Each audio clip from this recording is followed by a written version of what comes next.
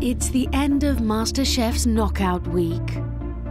Over the past few days, the contestants have faced some of their toughest challenges so far. How long the guinea fowl? 2 minutes, Chef. You said you had 3 guinea fowl ready. Definitely far worse than I expected. Seems to be quick. Very nice so far, very nice. Quite disappointed about that. So no more of that squid. This is the hardest thing I think I've ever had to do. We've invited somebody to help us judge, Monica Galetti. There's some great cooking going on here.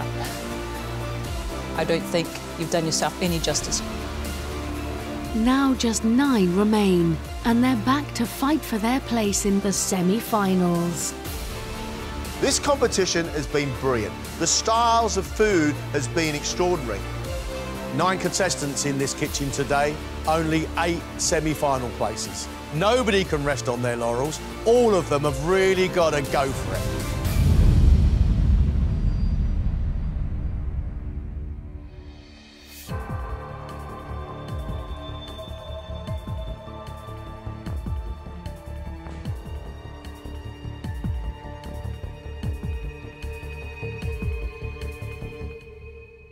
Welcome back. Now, there is just one dish between you and a semi-final place. One extraordinary dish. Style, skill, deliciousness. 90 minutes. The end of this, one of you is going home. Let's cook.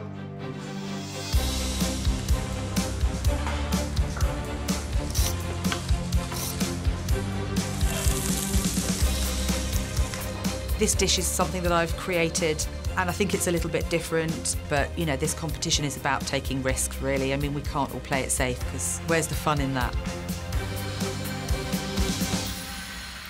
As soon as I come up to the bench, I thought, oh, Emma's back on familiar ground. Yeah, I'm back in my comfort zone today. I'm doing a pan-seared duck breast with a black za'atar crust and a red wine, chilli and orange sauce. What's a black za'atar crust? Traditionally is sesame seed with oregano, sumac and salt, and I've done it with black sesame seeds. Do you know who taught me to cook a duck breast professionally? No. Have a guess. All right. The guy that can cook over there, yeah? OK, pressure's on. Even more than it was, yeah? We've got from Emma a classic French dish, duck and orange sauce, but inspiration of the Lebanon.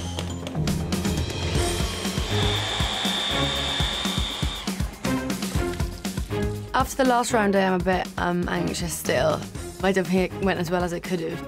So I'm going to try and get that out of my head and focus on today and try and cook as well as I can. What are you making today? Lamb stuffed fagottini, which is like money bags of pasta, artichoke sauce, sautéed artichokes and a pea oil with hazelnuts. You had a tough round last round. Yeah. It's thrown me off a bit. I need to keep my head down, keep focused. Beth, have we bashed the enthusiasm out of you, Beth, or are you up for it? I'm up for it, definitely. I'm bouncing back. Beth's been a fighter throughout this competition, but today she looks like she is wounded. I hope she limps her way to the finish line. You have had 25 minutes. 25 minutes have gone, OK? Yes, Chef. I'm not a chef, but thank you.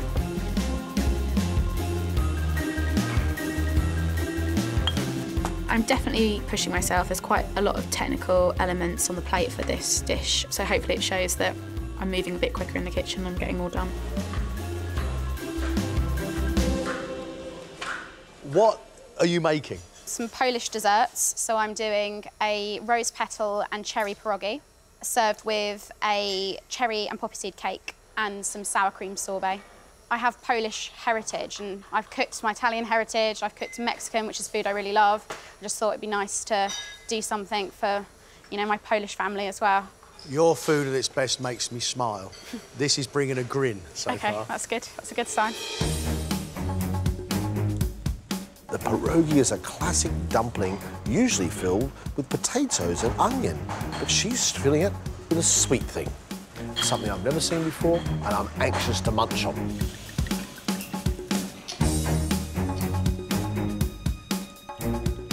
Last round was awful, but it's the only way I can put it, and I knew it was awful as well. But I'm coming off the back of that with an attitude of, right, I'm going to absolutely smash it today. If I go home, I go home, but I'm going to go out fighting. Tony, you've got a nice big smile on your face. Of course. I'm back to cooking food that I love and that I'm confident with, so yeah, good. What are you making today? So I'm going to do a herb-crusted rack of lamb, potato boulangère, and then I'm going to do a variety of different vegetables. What's the point you want to make today, Tony? That I can do tasty food and that I can make traditional food look quite pretty as well. Tony got a slap on the hand from Monica, and he's back with a vengeance. You are halfway. 45 minutes left. Even more than John and Greg, the person I'll be trying to impress the most is my mum. She's the one who basically started me cooking. So getting through really would be vindication of all her effort and her belief that this is something that I could do.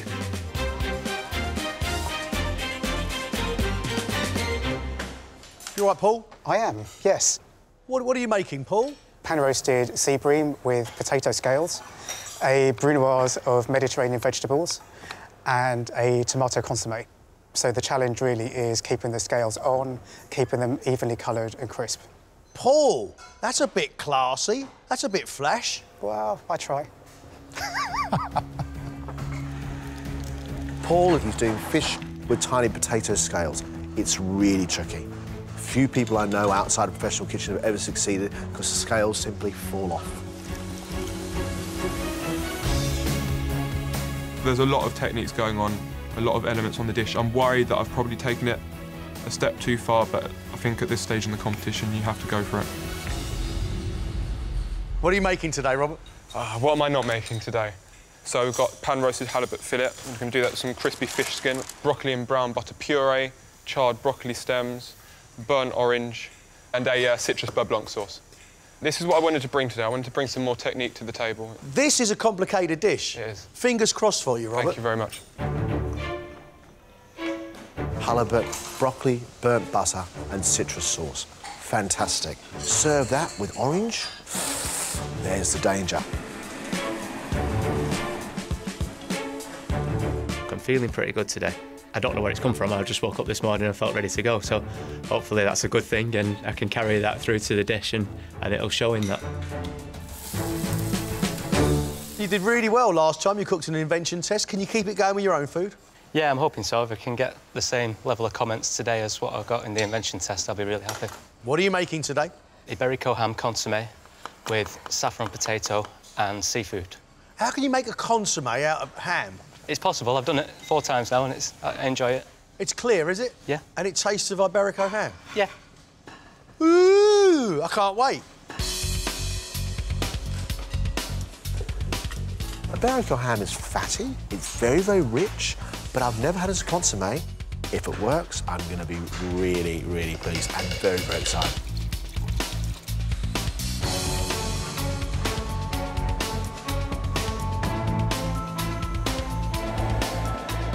I'm proud of how far I've got, still surviving. The invention test went a little bit awry, but hopefully I can pull it back and produce something in the hour and a half that really impresses them.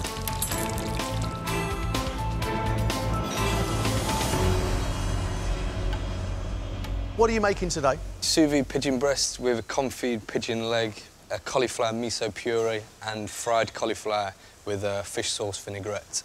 Oh, and a little crispy pigeon heart. Nice, nice. Yeah. You've had a Yeah, couple of knocks. I have indeed, yeah, yeah. I've not had a clean sweep yet, which is a bit annoying. I'm still gunning for that perfect round. So hopefully I can deliver it today. Pete's got a really extraordinary dish.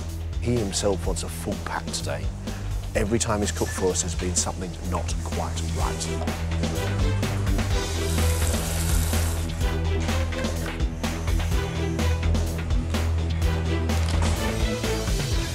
What are you making? Sticky toffee pudding sort of thing with apples poached in cider, walnut balls and an apple ice cream. Why a dessert? Because I've not historically done many desserts for you, and I thought I really better pull my socks up and do you a dessert that you actually like. Greg should love this. A sticky toffee pudding served with apples, walnuts and ice cream. It sounds fantastic. You know, if Greg doesn't like a pudding, then you're not going anywhere, are you? It's certainly not going through to semi-finals, so it is a bit risky. Listen, you have only got 20 minutes left. Well, you've got only 20 minutes left. Whichever way, you've got 20 minutes left.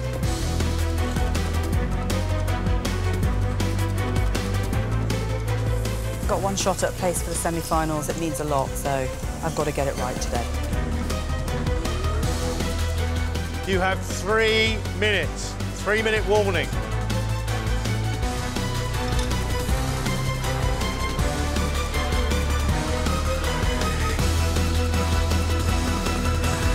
That's it.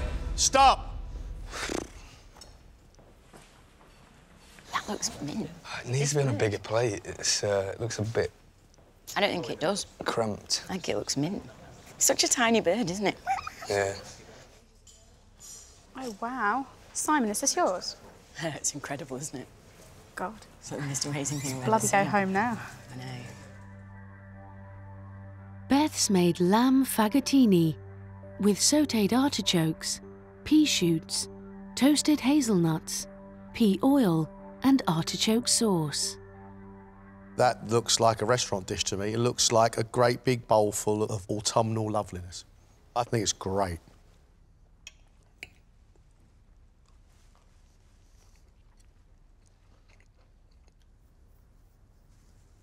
I love the Jerusalem artichoke sauce. I think that's just heavenly.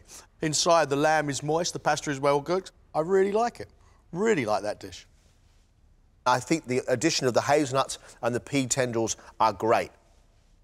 I, personally, feel it could probably do with a different filling than lamb. Mm-hmm. Saying that, I'd eat all that. I'd eat the whole lot. Yeah, I'm really happy I got some positive feedback. They said that they'd be happy to eat the whole thing, and that's all I really kind of asked for, to be honest.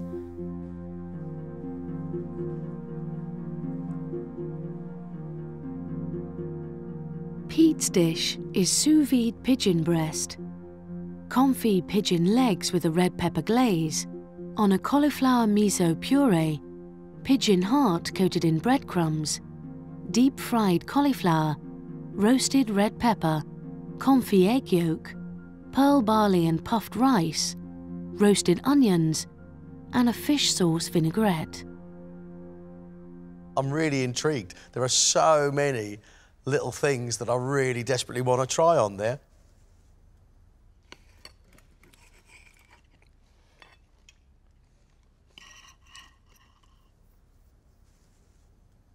Best dish you've done in the competition so far? I absolutely, totally agree. I was going to say exactly the same thing. It's delicate, it's sweet, it's sharp, it's salty, it's smoky. What I really love is the sticky surface of your legs. Not your legs, the pigeon's legs. Great dish. Pete, mate, what a time to get it right. What a time to strike. Yeah. I feel like I should give you a round of applause. Oh, it's about time. Simon has served sea bass with a garlic king prawn, saffron fondant potato, crispy Iberico ham, crab with lemon, shallot and tarragon topped with lumpfish roe, fennel and an Iberico ham consommé. Very, very attractive. Mmm.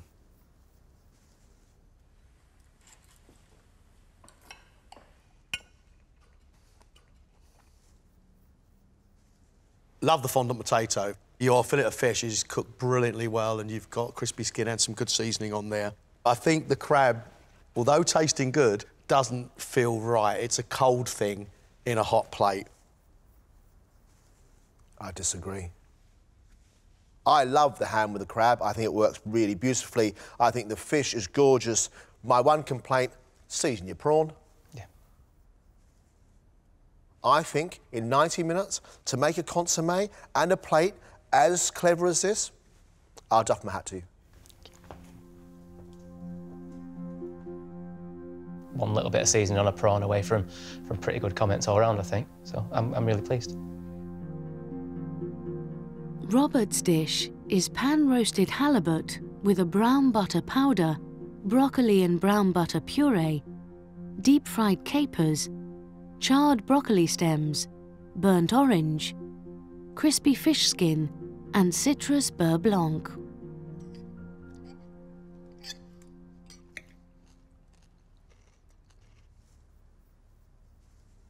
I like the puree. I love the crispy skin. It's like a fish pork scratching. It's very nice. It's the orange beurre blanc that's very sweet. And orange and fish, it will take me a while to get my head round. Your puree is as fine and as silky as you like. I really like this crumb that's on the top. But the issue is orange and fish do not belong together. If you had done a lemon beurre blanc on that, I'd probably be around the other side of your bench and kissing your face. You probably wouldn't want that either. But I don't want orange and fish.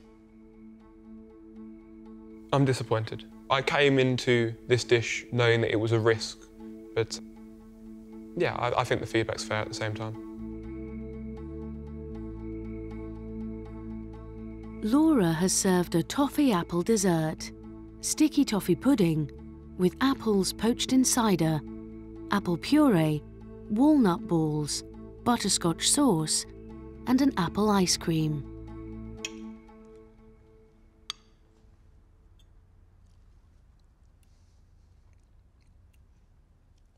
The toffee cake cum pudding is dried out and overcooked, and it should be soggy and soft.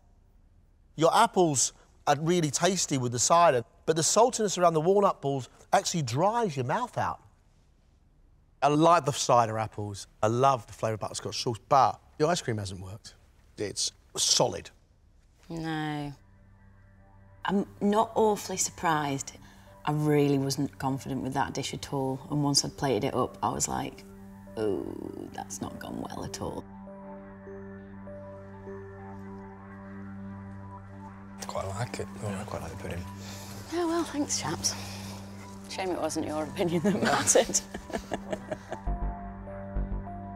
Emma's dish is duck breast with a black za'atar crust, braised fennel with orange, pui lentils, fennel crisps, and a chili, orange and red wine sauce.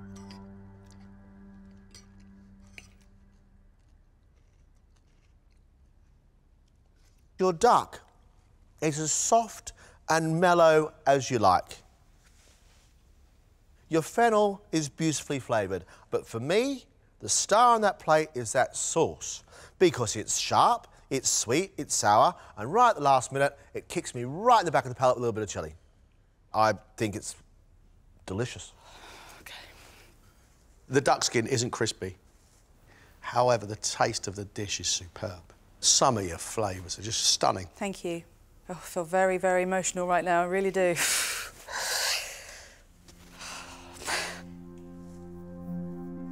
It's a massive relief when you get the first comments and they're positive. It really is, because, you know, you put your heart and soul on a plate. It becomes very, very personal.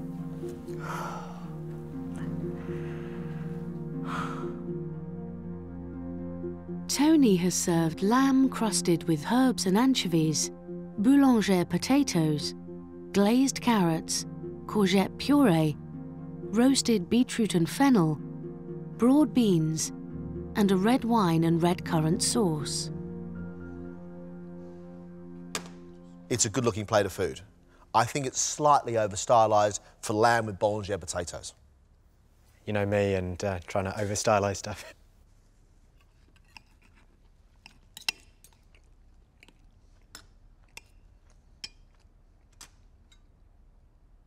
Everything on your plate is cooked really, really well, with the exception of those potatoes. The potatoes are a little bit hard and drying out on top. Your lamb is beautifully soft, but the thing that I'm finding difficult are those vegetables. The vegetables are all a bit flat. I like it. I really like it. I like the sweetness of the sauce. Sweetness and tanginess for me with lamb is wonderful. Potatoes are a little bit firm, and you may have been a little over-generous with the pepper in there. Mm-hmm. wasn't the feedback I was necessarily expecting, but it could have been a lot worse. And I thought the presentation looked really good, but apparently I went too far. So yeah, mixed, but I feel all right. It's just a touch of seasoning and butter in it, it's nothing. I did the same thing. Exactly the same. Could be worse. Sarah's Polish dessert is a cherry and rose petal pierogi dumpling, kirsch and cherry poppy seed cake, roasted cherries, cherry syrup, rose petal jam, milk skin crisps, and a sour cream and lemon thyme sorbet. I'll tell you what, there's lots here that I can't wait to get my spoon into.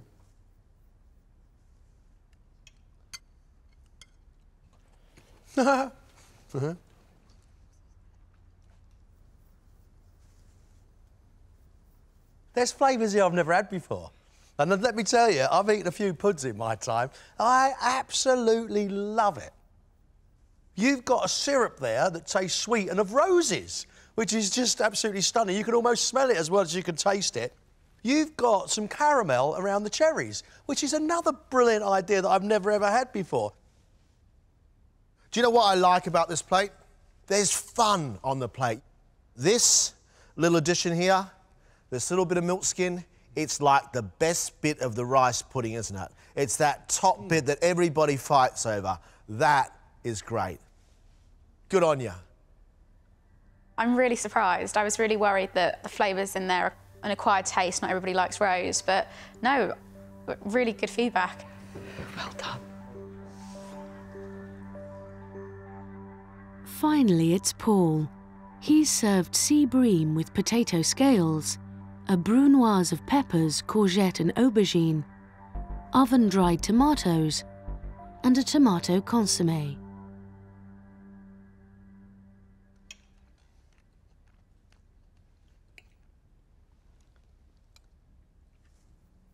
The fish itself is cooked really, really beautifully. Your roasted tomatoes are really intense with flavour, as are your brunoise of vegetables. But your tomato consommé doesn't have the depth of flavour from tomatoes, and your potato scales haven't gone crispy. It is almost there, Paul. I think it's a beautiful looking dish. It's the fact that those potatoes are on a flabby skin that's spoiling it. Little deflated. I love this dish, but my execution today is what really let me down.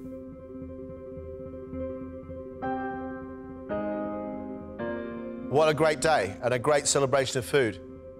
It really is a brilliant end to knockout week. One of you is going to lead the competition. We're going to ask you to step outside and we'll call you in as soon as we can. Thank you very much.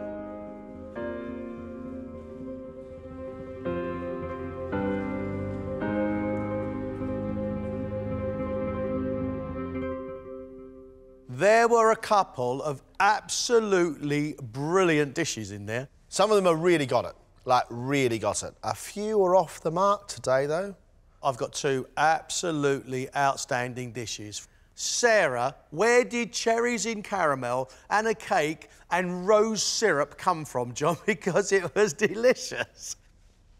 The other one who was just incredible today was Pete with that pigeon. It was stunning. I agree with you. Two others, in my opinion, who have got few faults. Beth, with the little passes of lamb and pasta, elegant, and she's back in the game. Emma, with those flavours of the Middle East. It's just delicious. We disagreed over a couple of dishes today. Yeah, you're entitled to the wrong opinion every now and again. We disagreed over Simon. I thought it was really good. You had your reservations. We also disagreed over Tony, because you loved Tony's dish. Simon can cook, you know that. Tony can cook, you know that. Yeah, they go through. Semi-finalists, absolutely. The last three remaining now are Paul, Robert and Laura. I've got to say, Robert today disappointed me because his dish by design had faults. It wasn't about a mistake. It was about halibut and orange. I was very disappointed with Laura because she had, in my mind, some ingredients that should make something heavenly. Sponge wasn't cooked. Ice cream didn't work. Very disappointing. I wasn't as disappointed with Paul as you were, but the potatoes should be crisp. That consommé was a bit watery. Who stays, who goes? Who can cope with the competition at the sharp end? I'd be gutted if I left, but I also wouldn't be very surprised because there's just some amazing, amazing cooks in there. To be able to say that you're a MasterChef semi-finalist, it's got a lovely ring to it. Better than last person to go out in knockout week. I was really looking forward to going through, but have no idea if that's going to happen now. Final 8, semi-final time. Decision time, Mr. Wallace.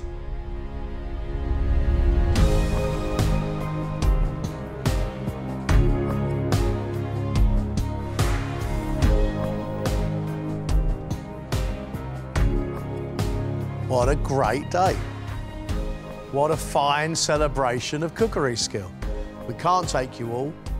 One of you has got to leave the competition.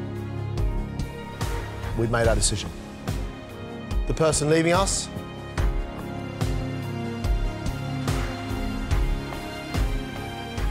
is Laura. Thank you. Thank you so very much indeed. Thank you.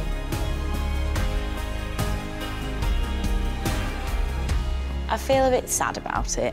I would have liked to get through to the semis, but equally, I'm a bit relieved. You see how good the others are, and just the level of competition is fierce. Congratulations, you are all semi-finalists. I was very worried. I think for the first time in a lineup, I've stood there with my fingers crossed. I'm delighted to still be here. I mean, I desperately didn't want to go home, so to have scraped through, I'll take that. It feels amazing to be a semi-finalist. It's what I wanted to do when I got up this morning and set out to do it, and finally I'm here and I've done. It's really good. I'm pooped, mate. I want to go home, I want to go to bed. It's absolutely amazing. I'm grinning from ear to ear. I think this is just one of the best days ever.